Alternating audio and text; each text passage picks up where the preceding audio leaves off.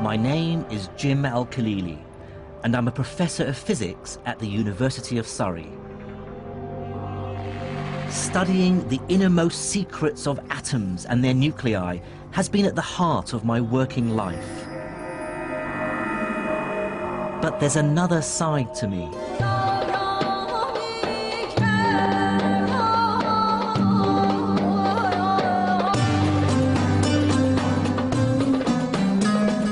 I was born and grew up in Baghdad to an English mother and Iraqi father, but left Iraq with my family in the late 70s when Saddam Hussein came to power.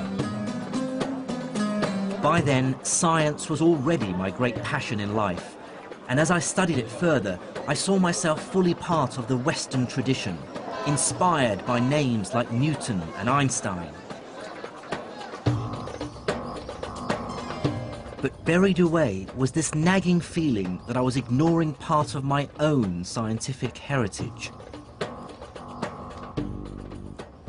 I still remembered my school days in Iraq and being taught of a golden age of Islamic scholarship, that between the 9th and 12th centuries, a great leap in scientific knowledge took place in Baghdad, Damascus, Cairo, and Cordoba. So I want to unearth this buried history, to discover its great figures and to assess exactly what their contribution to science really was. Are there medieval Muslim scientists who should be spoken of in the same breath as Galileo or Newton or Einstein? And crucially, what is the relationship between science and Islam?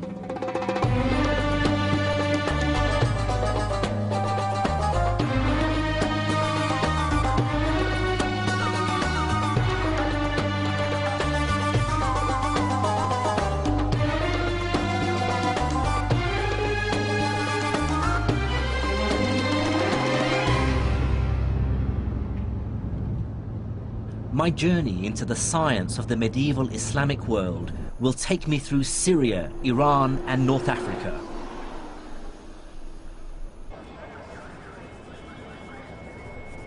I started in the back streets of the Egyptian capital, Cairo, with the realization that the language of modern science still has many references to its Arabic roots. Take scientific terms like algebra, algorithm, alkali.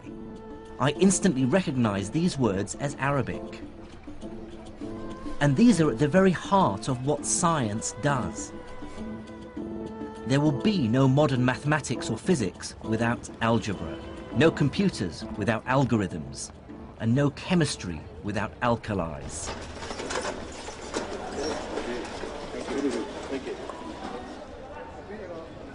Surprisingly few people in the West today, even scientists, are aware of this medieval Islamic legacy. But it wasn't always so. From the 12th to the 17th century, European scholars regularly refer to earlier Islamic texts. I have here copies of some pages of the book Liber Abaci by the great Italian mathematician Leonardo Pisano, otherwise known as Fibonacci. What's fascinating is that on page 406 is a reference to an older text called Modum Algebra et al Muqabala, and in the margin is the name Mahomet, which is the Latinized version of the Arabic name Muhammad. The person he's referring to is Muhammad ibn Musa al-Khwarizmi. In fact, Arabic names crop up in many medieval European texts on subjects as varied as map-making, optics, and medicine. But I want to start with al-Khwarizmi because his work touches on a crucial aspect of all our lives today. It's thanks to al-Khwarizmi that the European world realized that their way of doing arithmetic, which was still essentially based on Roman numerals, was hopelessly inefficient and downright clunky. If I ask you to multiply 123 by 11, you may even be able to do it in your head. The answer is 1,353. But try doing it with Roman numerals. You'd have to multiply CXXIII by XI. It can be done, but trust me, it's not fun. Al-Khwarizmi showed Europeans that there's a better way of doing arithmetic. In his book entitled The Hindu Art of Reckoning, he describes a revolutionary idea. You can represent any number you like with just 10 simple symbols. The idea of using just 10 symbols, the digits from 1 to 9, plus a symbol for 0, to represent all numbers from 1 to infinity, was first developed by Indian mathematicians around the 6th century AD, and I can't overstate its importance. Let me show you. Here are the numbers in Indian Arabic numerals. 1, 2, 3, 4, 5, 6, 7, 8, 9. And here are the numbers we're more familiar with in the West. 1, 2, 3, 4, 5, 6, 7, 8, 9. And you can see the similarity between these numbers, in particular, for instance, the digits 2 and 3. If I tip this sideways, you can see now how they look like numbers 2 and 3. And what's powerful about these digits, this numerical system, is how it's simplified arithmetic calculations. But Al-Khwarizmi and his colleagues went further than just translating the Indian system into Arabic. They created the decimal point. This text, written a century after Khwarizmi, is by a man we know only as Al-Uqlidisi. Here he shows that this same decimal system can be extended to describe not just whole numbers, but fractions as well. The infinity of possibilities that lie in between the integers. Here's a copy of Al-Uqlidisi's manuscript where he showed how the decimal point is used for the very first time. He describes it by using a dash. Here are the digits 1, 7, 9, 6, 8, and you can see there's a small dash over the 9 indicating the decimal place. The idea of the decimal point is so familiar to us that it's hard to understand how people managed without it. But like all great science, it's blindingly obvious after it's been discovered.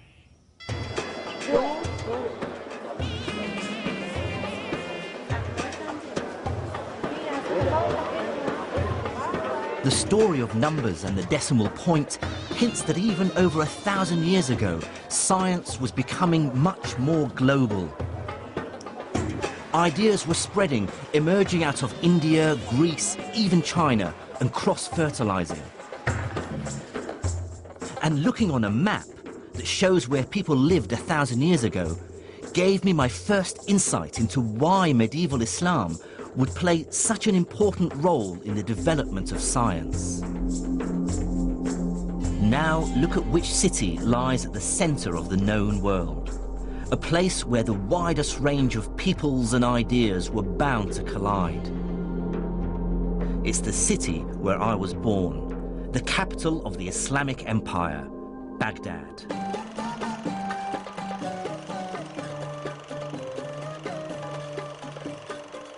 Recent events mean I can no longer visit the city. But these are the home movies of my cousin Faris, filmed in the 1960s.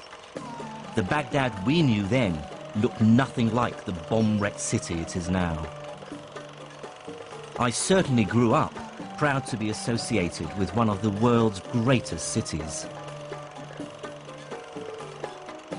Baghdad was founded in 762 AD by the Caliph al-Mansur. His aim was to make it the glorious capital of a brand new empire, united by Islam, the rising religion of the time.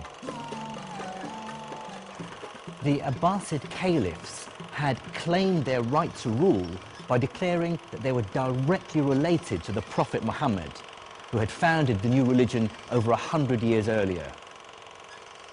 But in that short time, the armies of Islam had conquered a vast territory.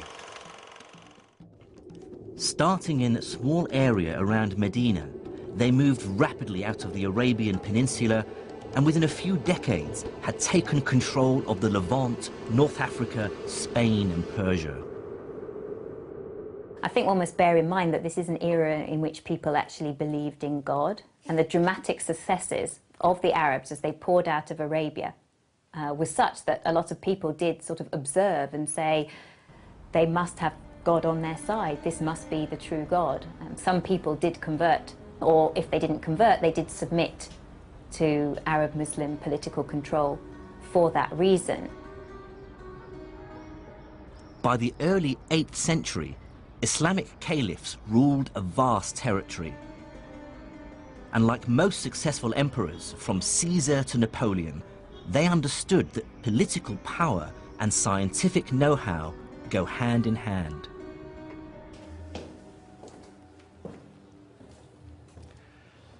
There were many reasons for this. Some were practical. Medical knowledge could save lives. Military technology could win wars.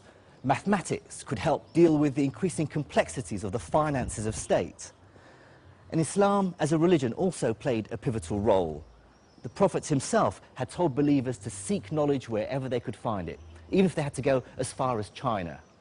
And many Muslims, I'm sure, felt that to study and better understand God's creation was in itself a religious duty. But there were also other less edifying motives at play. To many in the ruling elite of the Islamic Empire, knowledge itself had a self-serving purpose, because possessing it was seen as proof of the new empire's superiority over the rest of the world. But with military and political success, the Islamic caliphs faced an inevitable problem.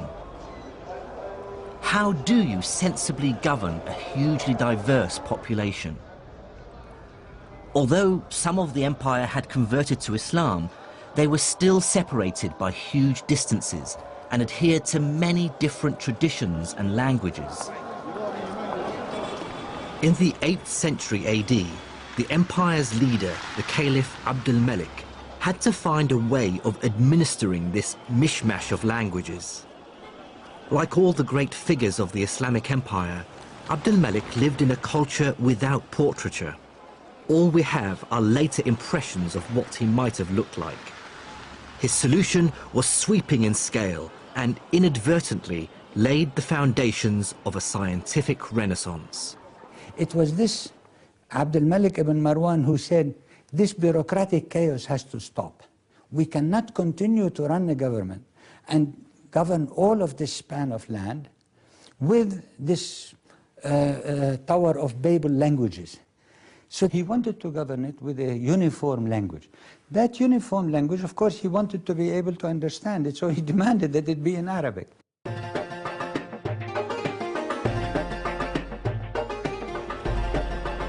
But the choice of Arabic as the common language of the empire went beyond administrative convenience. The decision had extra force and persuasiveness because Islam's holy book, the Quran, is in Arabic, and Muslims therefore consider Arabic to be the language of God.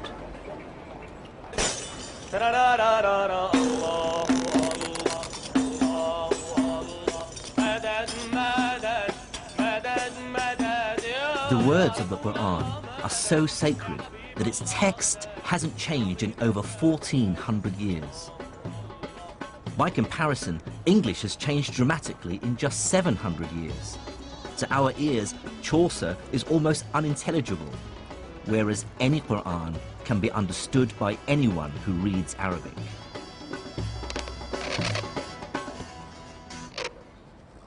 Making copies of the Quran has always been a specialized and highly respected job since the foundation of Islam.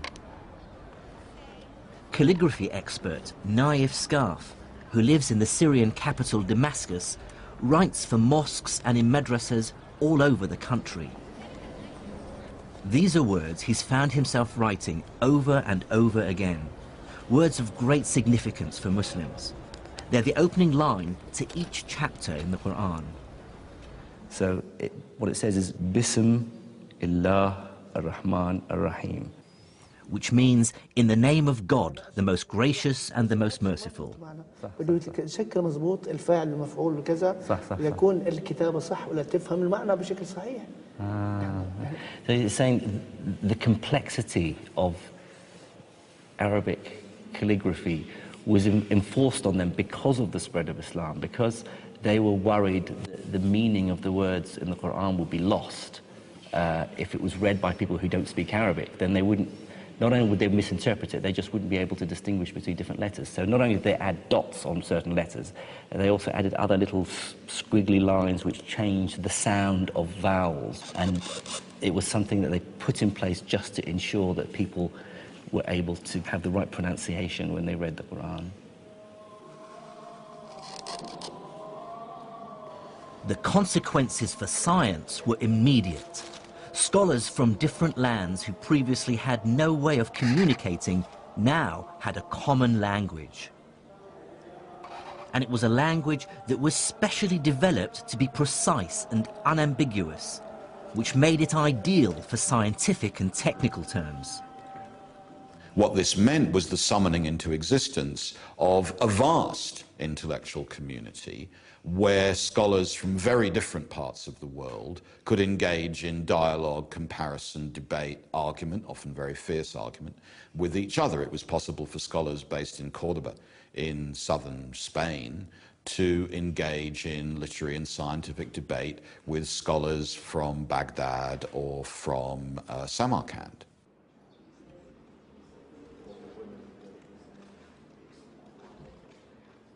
But I can tell you that scholars aren't motivated by the love of knowledge alone.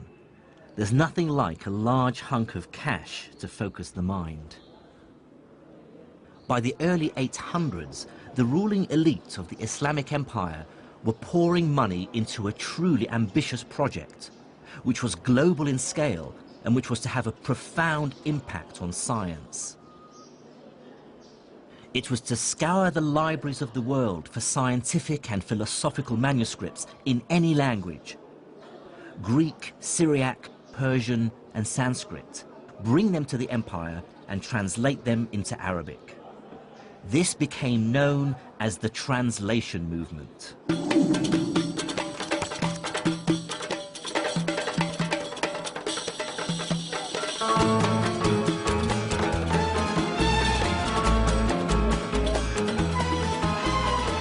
The effort scholars put into finding ancient texts was astonishing. And one key reason for this is that bringing a book to the caliph, which he could add to his library, could be extremely lucrative.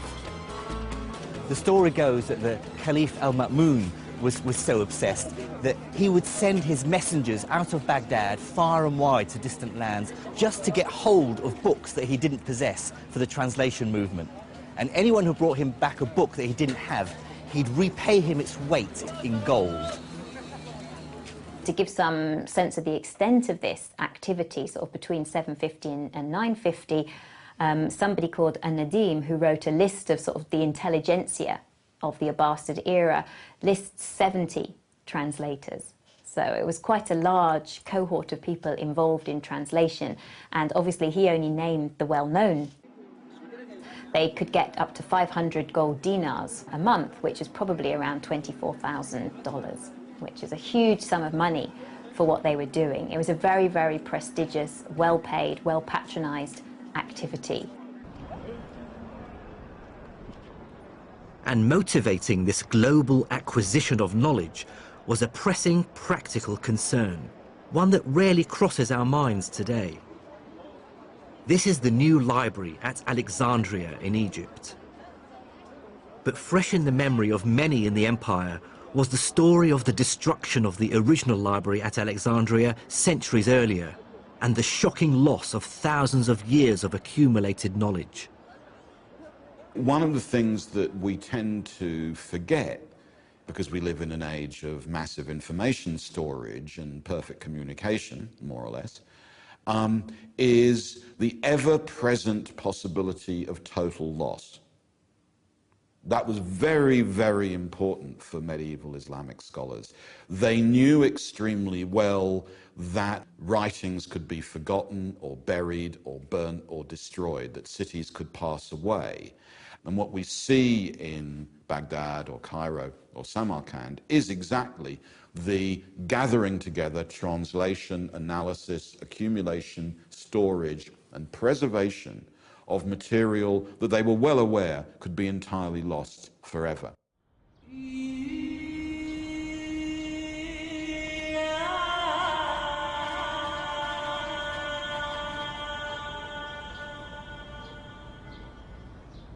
And if there was one branch of knowledge that everyone, from the mighty caliph to the humble trader, wanted to preserve and enhance, it was medicine. These were, after all, times when few lived to old age. Writings from the time remind us that what we might consider a relatively minor infection today could be a death sentence. Religious teachings, then, were not just a source of comfort. They were a constant reminder that we should never give up. In the Hadith, which is the collected sayings of the Prophet Muhammad, it says, "Ma anzala Allahu da'an illa wa anzala lahu dawa'an," which means that God did not send down a disease without also sending down its cure. It's statements like this that lead Muslims, even today, to believe that cures for all diseases are out there somewhere, and that we need to search to find them.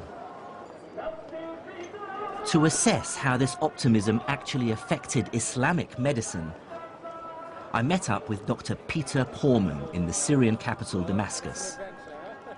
He's a leading expert on Islamic medicine who spends much of his time researching here in the Middle East. What people don't realize is that the history of Islamic medicine is really the history of our medicine, because our medicine, the university medicine we used until the 19th century, it was based to a large extent on all this work of these Islamic physicians. Islamic medicine built extensively on the foundations laid by the ancient Greeks. The most highly prized and among the first to be translated into Arabic were the medical manuscripts of the 3rd century Greek physician Galen. Galen believed that a healthy body was one in balance, a balance of 4 types of fluids called humours, which circulate through the body, and any one of which, if out of balance, would cause illness and a change of temperament. The 4 humours were yellow bile, which, if in excess, would cause the patient to become bilious or bad-tempered and nauseous. Blood, too much of which would cause the patient to become sanguine or cheerful and flushed. Black bile, which in excess would cause the patient to become lethargic, melancholic, even depressed. And phlegm, which in excess would cause the patient to become phlegmatic or apathetic and emotionally detached. Galen argued that illnesses are caused by an imbalance in one of the humours, and so the cure lies in draining the body of some of that humour. And so he recommended techniques like cutting to induce bleeding or using emetics to induce vomiting. But Islamic doctors were acutely aware that Galen and Greek medicine were only one source of medical knowledge. There were other traditions of medicine that they were equally keen to incorporate into their understanding of how the body functioned. Medieval Arabic texts refer to wise women, folk healers who provided medical drugs. This tradition continues today, as I found when I came across one for myself in the back streets of Hammamat in Tunisia. This is Arafat Nabil. She's been running her shop selling medicinal herbs and spices for over 20 years. She believes that her remedies can cure a wide range of medical ailments. مثلا هذه عشبة نعم. اسمها شيح تنحى الدود من البطن وتنحي جميع الأوجاع الداخلية. بعد من الزرنيخ ينحي الثعلبة وبعشبة هذه اللي تراها انت تويكا تنحي تقولوا البرص. اوكي. مثال هذوما مثلا كما هذه وهذه للصرع والجنون. صرع يحطها ويحط شويه في المخده نتاعو ما عادش بك اللي يشدوك الكريز هذاك. وفي يعني مثلا من العصر اليوناني اقدم منها ما تستعمل ولا لو والله ايش نقول لك كل ما هو قديم في الاعشاب انا نتبعه. فهمتني باش نزيد معلومات. In the back streets of Tunisia, this knowledge is still being used. But medieval Islamic doctors were also aware of other traditions of medicine from China and India.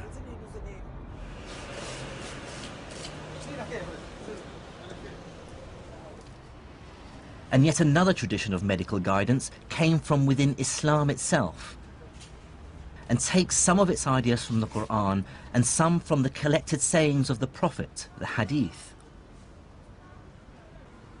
In a bookshop in Monastir in Tunisia, I found a copy of a very popular book, available right across the Islamic world. This book is called The Prophet's Medicine, and see how old it is. The author was born between 691 and 751 Hijri, which places him in the 14th century. Here's an interesting bit where it deals with the plague. فَإِذَا سَمَعْتُمْ بِهِ بِأَرْضٍ فَلَا تَدْخُلُوا عَلَيْهِ وَإِذَا وَقَعَ بِأَرْضٍ وَأَنْتُمْ بِهَا فَلَا تَخْرُجُوا مِنْهَا فِرَارًا مِنْهُ. It says, if you come across a land where the plague has come down, then do not enter that land. And if the plague comes down onto your land and you're there, then do not leave your homes in the hope of escaping it. So it sort of makes a lot of sense. But here's quite an amusing part. It deals with epilepsy. And it says that the Greeks, or Galen, believed that epilepsy originated in the brain. So, however, they were ignorant. They didn't realize the true cause of epilepsy, which is the possession of the body by evil spirits. And it talks about the cure for epilepsy being exorcism. Hardly scientific. But Islam's most tangible contribution to medicine is less in its specific remedies and more in its overarching philosophy.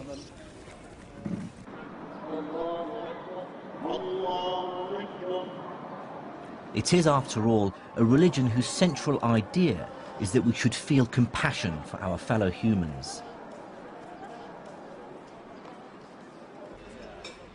And accompanied by Dr. Peter Porman, I'm going to see a physical, bricks and mortar manifestation of medieval Islamic compassion. This is the Nur al-Din Hospital, the leading hospital of the Islamic Empire, built here in Damascus and now a museum. This was built in the 1150s, 1154, I believe. One of the ideas which are stipulated in Islam is the idea to be charitable, and charity, zakah, yes. Exactly, and it's an obligation to give alms and stuff like that. Yeah. And so, if you're a ruler or if you have a lot of money, what you could do is obviously you could really be charitable, and set up like a nice hospital like this one. And within the hospital, Islam actively encouraged a high degree of religious tolerance, something we take for granted in modern secular society. The hospital was open to all communities, so you would have Christians, you would have Jews, Muslims obviously, maybe other denominations, both as patients and also as practitioners. Like a Christian studies with a Muslim says my best student was a Jew, and so the medicine which was practiced here transcended religion. I mean, typically, how many physicians would there be? Well, it depends. Well, like for certain hospitals, we hear figures of like 24 or 28 physicians. Yes. The physicians would do the rounds in the mornings, you see, do their prescriptions that's the and sort stuff of thing like that. Hasn't changed over the ages, yeah. As a result of the translation movement, those physicians now became aware of the latest remedies from as far away as India and China. And as the new drugs filtered in from the rest of the world, hospitals started to set up a new kind of facility within their walls, the pharmacy. So this notion of a pharmacy in a hospital, is that a new innovation? Well, the whole package, certainly, that's new. And what is interesting, if you look for innovation, again, like on the level of pharmacy, if you look at Baghdad or even Damascus, it's at this crossroad of cultures. So loads of new things come in, like musk, for instance, myrobalan, and you have like Indian drugs. There's like an Indian pill, for instance, which is good against headaches and to, bad breath, but also, gives you sexual appetite and stuff like that. So, Cures your headache, gives you fresh breath. Fresh breath. And gives you... increased... And so it's like toothpaste, Viagra and aspirin. That's right, all in one. Fantastic. Yeah, fantastic. yeah. So, well, let's walk in here.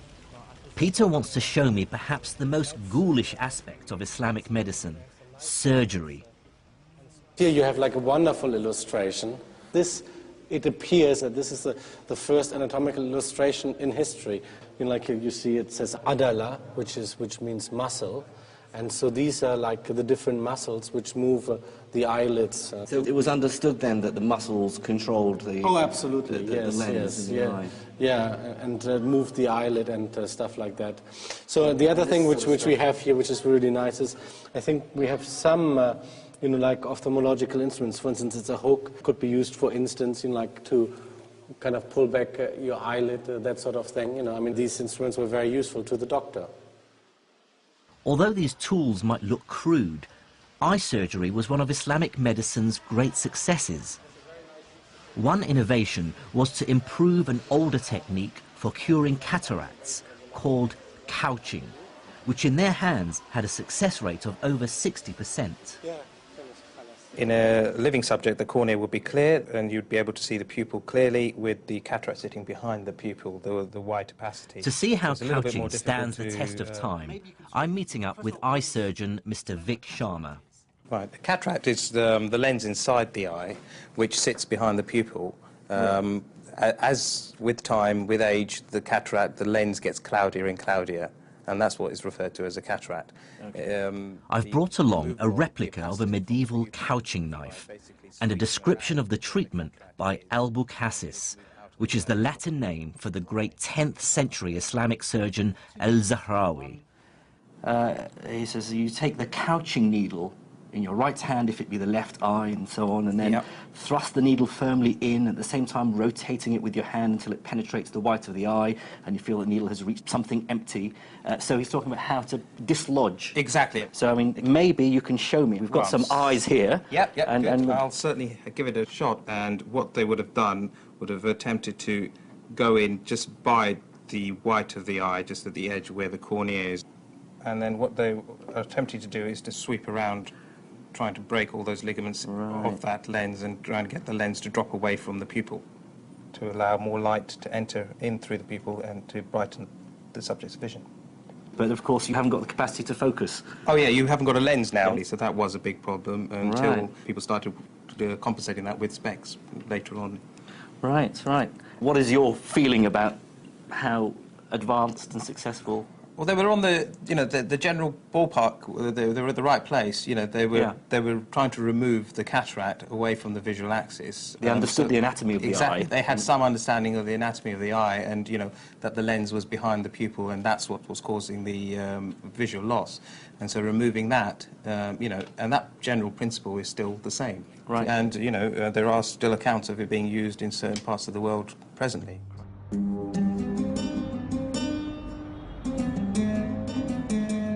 Looking back at medieval Islamic medicine with modern scientific eyes is frustrating. They take as true many things we know to be nonsense. But on the other hand, their desire to deal with this vast subject logically and systematically is admirable and truly marks a break with the past. One Islamic scholar, more than any other, embodies the synthesis of religion, faith and reason. His name was Ibn Sina, or Avicenna, as he's known in the West. He was a polymath who clearly thrived in intellectual and courtly circles. In 1025, he completed this, Al-Qanun fil Tib, or the Canon of Medicine. In it, Ibn Sina collated and expanded on all that had gone before him, medical ideas from Greece to India, and turned them into a single work. So how would you place this book in a historical context? Oh, it's hugely important. I mean, there are a few books which are as important as the canon, because what this encyclopedia does, it kind of, sweeps away everything else. It becomes a textbook. It supersedes a lot of other texts, and people even complain that, it's so good, it's so tightly organized, it's so easily accessible that people forget to read the Greek sources in Arabic translations. This whole first book, this is the first book, contains what we call the kulliyat, the general principles. So it's all about how the human body works, how diseases work in general. The second book contains diseases, what we sometimes call from tip to toe, like from tip to toe. So he starts with the diseases of the head, and then he moves down, like the eyes, the ears, the nose, the mouth, and normally they end up at the sexual organs, you see. At first sight, the sheer ambition of the 3 volumes is hugely impressive. Here's an attempt at diagnosis and cure for diseases as diverse as depression, meningitis and smallpox. And there's even detailed chapters on more common problems. So, for instance, here you have headaches. So different kinds of headaches. في العلاج الصداع الحادث عن الروائح الطيبة. So headaches caused by pleasant, fragrant smells. And then he's also got al-hadith min al-khimar, so hangovers. Different kinds of treatment. You can get headache from sex. Is that right? Well, hasn't happened to me yet, but let's see. So, the treatment of headache caused by sex. ويجب لمن يعتريه ذلك عقب الجماع وبامتلاء أن يبدأ بالفast. So if somebody has or is befallen by, suffers from a headache after sex, and he also has a repletion, so he has too many superfluities or something like that, so يجب أن يبدأ بالفast. One has to first resort to venesection or bloodletting. ثم بالإسهال, and then you should use purging. In وجب كل واحد منهما. For both of them, bloodletting and purging are necessary. A lot of the stuff in here sounds like nonsense, of course, because this is not modern medicine. No, it's not. So how long was this taken seriously? Well, the fundamental ideas contained here about how the body works, they hadn't changed until the early 19th century. There was progress, obviously, on certain levels, but the essence was the same. And then came the big break with the discovery of bacteria and viruses and things like that. And from the second half of the 19th century onward, medicine was totally revolutionized. Ibn Sina's Canon of Medicine is a landmark in the history of the subject. Although much of the medical science it espouses we know now to be terribly misguided, its value lies in accumulating the best knowledge in the world at the time into one accessible, organized text. The canon would give future generations something to rewrite.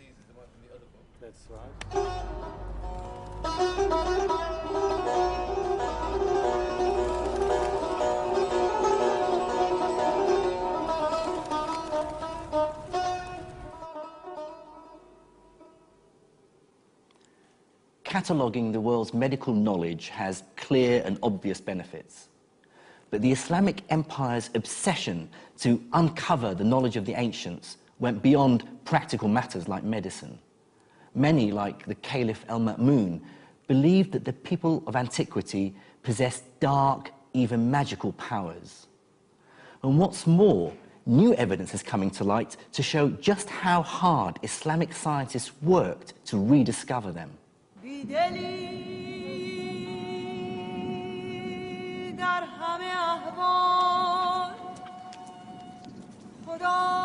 To find out about that story, I have to visit the harsh, burnt yellow of the Sahara Desert in Egypt.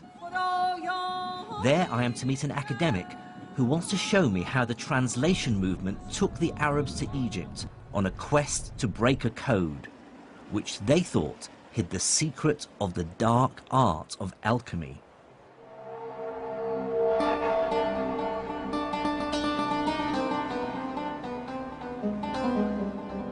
This is Saqqara, a necropolis or graveyard of the ancient pharaohs.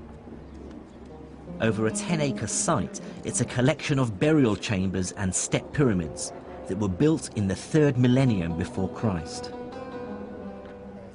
These are said to be among the oldest stone buildings in the world. Mind the step here? Archaeologist Dr. Okasha Al-Dali is my guide. He was about to reveal the most astonishing story of my journey so far. Oh, look at that. Like most people, I believed that Egyptian hieroglyphs had remained completely undeciphered until the 19th century. Then came the chance discovery of the famous Rosetta Stone. This stone had the same inscription written in both hieroglyphs and Greek. It provided the crucial clues which British and French scholars used to decipher the writings of ancient Egypt. That's the usual story one hears. But Dr. Al-Dali has made a discovery that dramatically alters it. He has recently unearthed a number of rare works by the Islamic scholar Ibn Wahshiyya. What he did was figure out a correspondence between hieroglyphs like these and letters in the Arabic alphabet. If you look here, for example, at Ibn Wahshiyya's manuscript, you see he's giving us the Egyptian hieroglyphic signs that have phonetic value underneath. Yes, and they have the phonetic value in Arabic underneath. So look very carefully at this one. He says seen underneath that seat. Yes. Now look at this seat here. That is S. That seat in Egyptian hieroglyphic is used for the sign S, seen, which is what you see here, seen. That is the name of the god Osiris. Osiris. Oh, with an S. That's the seen. This is the letter H. This one here. This is the ha. The water wave Right. is the letter N, or noon in Arabic. T, and the letter F. These are all letters. These are all letters. But then he realized... But how did he decipher the hieroglyphs? The one good thing about the early Arab scholars was their ability to link ancient Egyptian language, we call hieroglyphic, to link it with their own contemporary Coptic. They realized that Coptic is nothing but the later stage of ancient Egyptian language. And they realized this because the translation movement had literally placed hundreds of Coptic texts into their hands. The scholars could now see a direct link between hieroglyphs and Arabic. What fraction of these symbols would have been correctly deciphered? They got about 14 letters. They cracked more than half of the Egyptian hieroglyphic correctly. So that was a remarkable achievement for people in the 9th century, 10th century.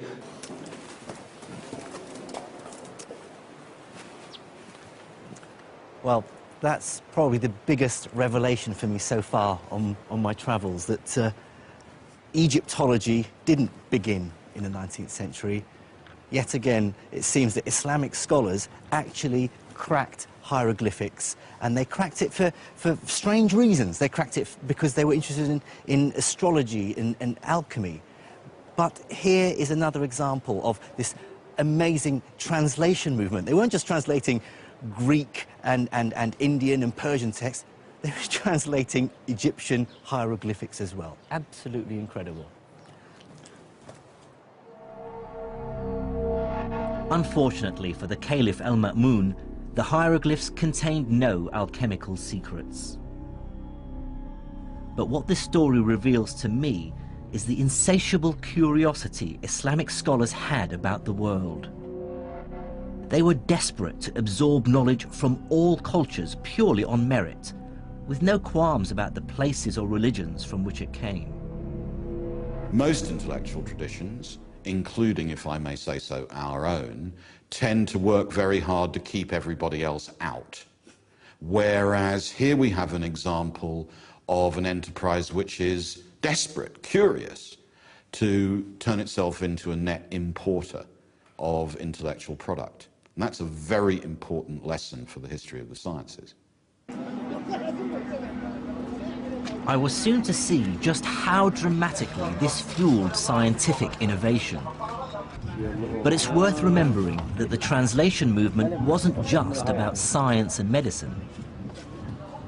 As the capital Baghdad sat in the center of a vast, successful empire, it became home to an extraordinary flourishing of all kinds of culture.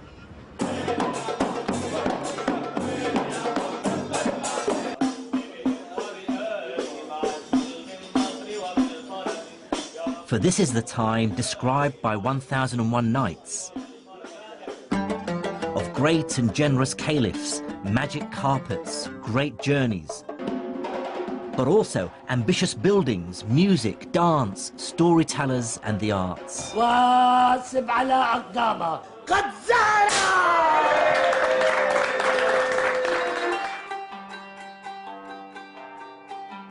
Baghdad was such a cultured and vibrant city that one traveller of the time wrote, "There is none more learned than their scholars, more cogent than their theologians, more poetic than their poets, or more reckless than their rakes."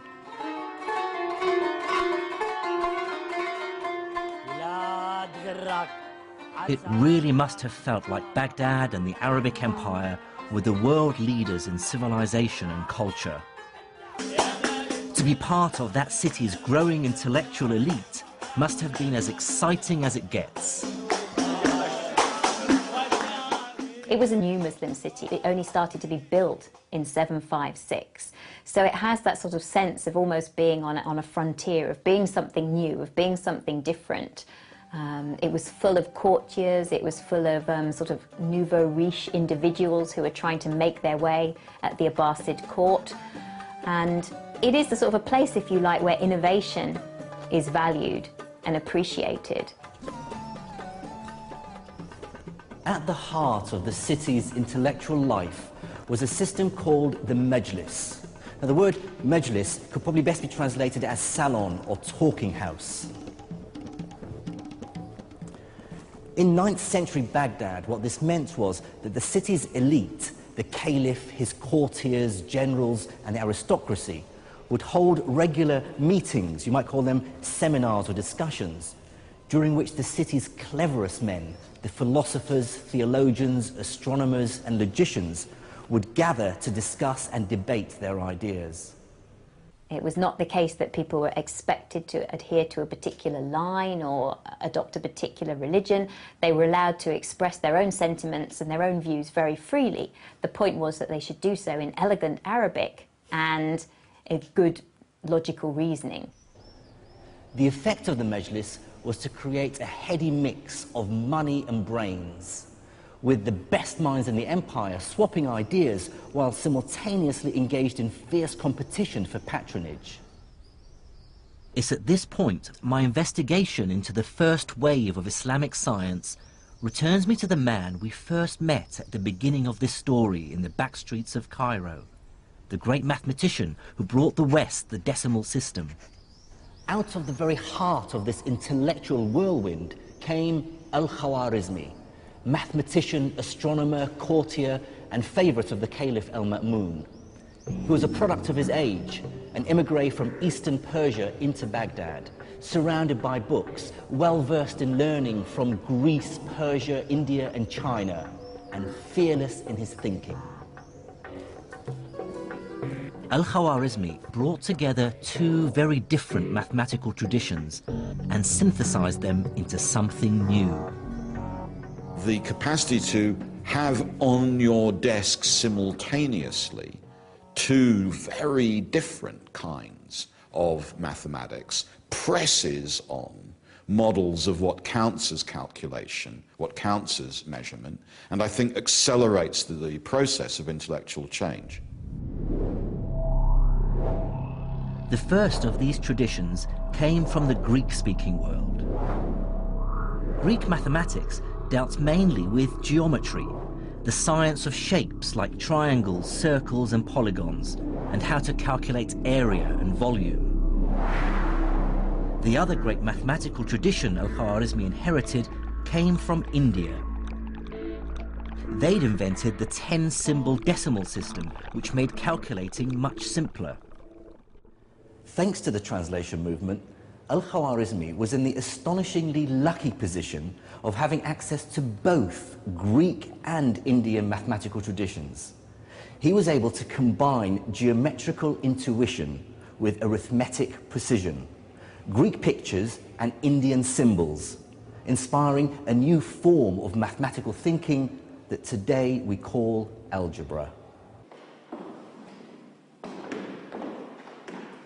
As a physicist, I've spent much of my life doing algebra, and I can't overstate its importance in science. But it is a strange idea. I remember being perplexed when my math teacher first started talking about mathematics not using numbers, but with symbols like X and Y. It's an incredibly liberating idea because it allows you to solve problems without getting bogged down in messy numerical calculations. So we have here this priceless manuscript, Kitab al-Khwarizmi, Al-Khwarizmi's book, and Professor Ian Stewart has studied algebra for much of his working life.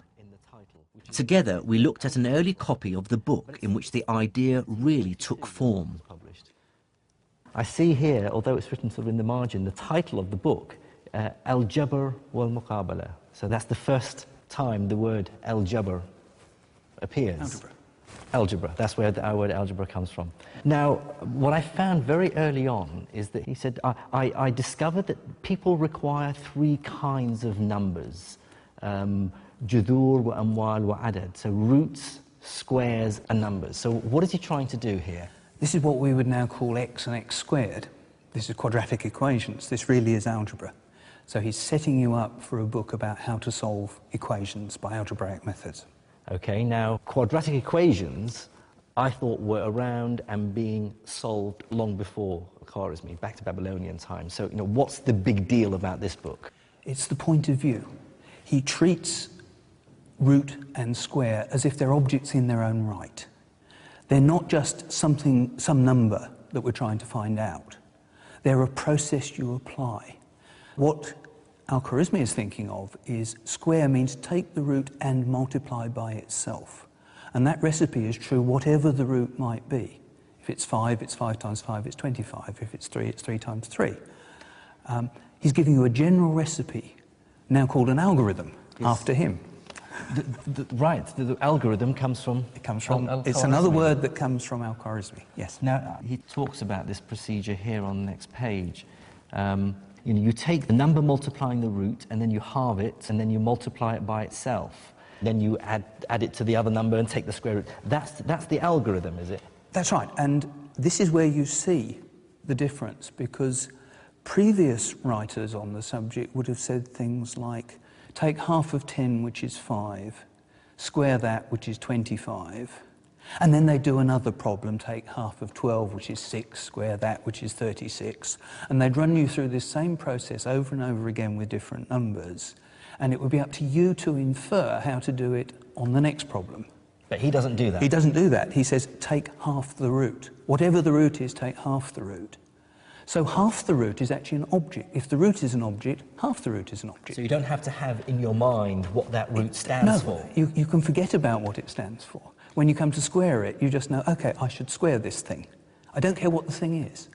So you abandon temporarily this link with specific numbers, manipulate the new objects according to the rules that his book is explaining, and then the numbers that these objects represent in your particular problem will miraculously appear at the end, and you'll end up with x equals 3, or whatever it is. So how revolutionary do you regard Al-Khwarizmi's work? He made it possible for algebra to exist as a subject in its own right, rather than as a technique for finding numbers. The least interesting bit of an algebraic calculation is when you get to the end and discover that x equals 3. It's the route you take to get there. But if it was a special route for each problem and a different route for each problem, that wouldn't be interesting either. It would just be a big mess. There's this beautiful general series of principles, and if you understand those, then you really understand algebra.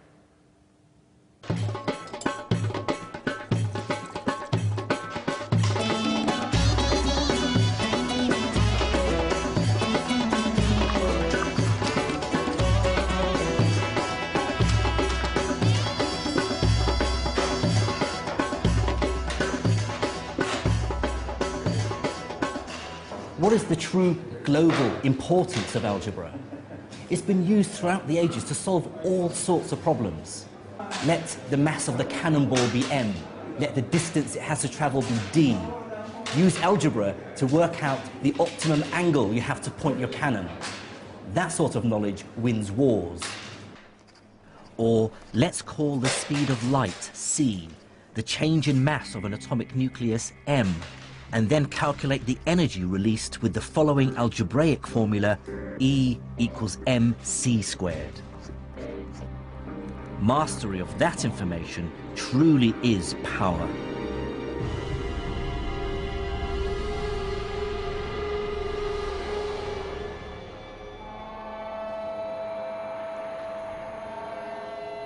Algebra has helped create the modern world. Our science is unimaginable without it. It sums up so much that was remarkable about medieval Islamic science, taking ideas from Greece and India, combining and enhancing them. Similarly, modern medicine owes a considerable debt to the work of the Islamic physicians. But I think the real story of what happened to science in the Islamic world in the 8th and 9th centuries tells us more than any single discovery. What it really tells us is about the universal truth of science itself. I believe that the first great achievement of the medieval Islamic scientists was to prove that science isn't Islamic, or Hindu, or Hellenistic, or Jewish, Buddhist, or Christian. It cannot be claimed by any one culture. Before Islam, science was spread across the world. But the scholars of medieval Islam pieced together this giant scientific jigsaw by absorbing knowledge that had originated from far beyond their own empire's borders. This great synthesis produced not just new science, but showed for the first time that science as an enterprise transcends political borders and religious affiliations. It's a body of knowledge that benefits all humans. Now that's an idea that's as relevant and as inspiring as ever.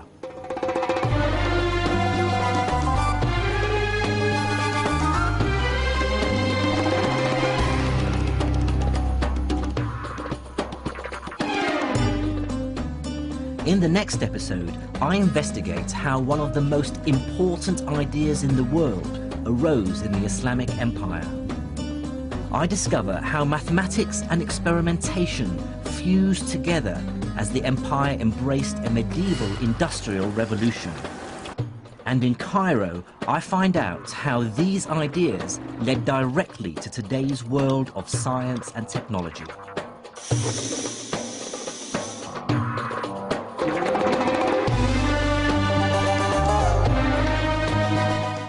Science and Islam continues next Monday night at 11:25. Tonight we're heading for Broadcasting House and a day out with U2.